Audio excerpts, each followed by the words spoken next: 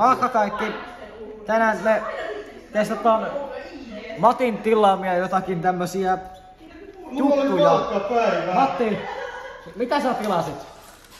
Mitä nää on? Vaikka mulle mä et sitekään tiiä. Jotain juttuseerumeita. Herra vittu. Oi. Miltä haju? Haju on aika hyvä.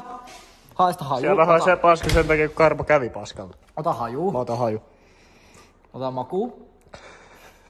Warning, please keep out of reach of children, do not swallow. Mitä vittua? Ota.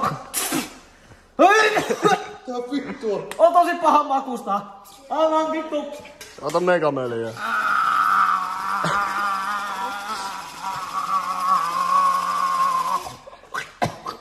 Jätkäs tuli vesiputous. Nyt mä maistasin saippua ja poppiveden tässä vittu. Hei poika, hei, mulla olisi tommosta. Okei. Ei tää toimi. Se on itse tuote, mikä... Tää ei kyllä...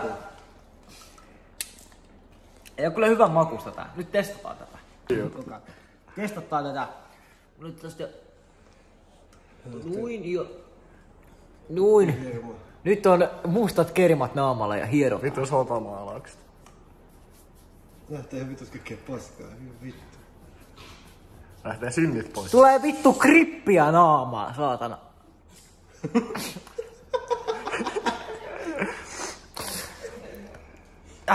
Tää on kyllä jännä tuote. Tää on haju oli aika erinomainen. Maku se... Mä oon kielitunnoton. Mut ei se ole niin väliä. Testitunne kyllä tää krippiä antaa, mutta mä en tiedä mitä tän pitäis niinku tehdä. Lukeekohan täällä? Pojat, hei, miksi tuolla hakaristi roskiksessa? Luetas. Product name. Ose Aura Exfoliant Black Rice Ampule. Incredible. Warning, please keep out of reach of children, do not swallow.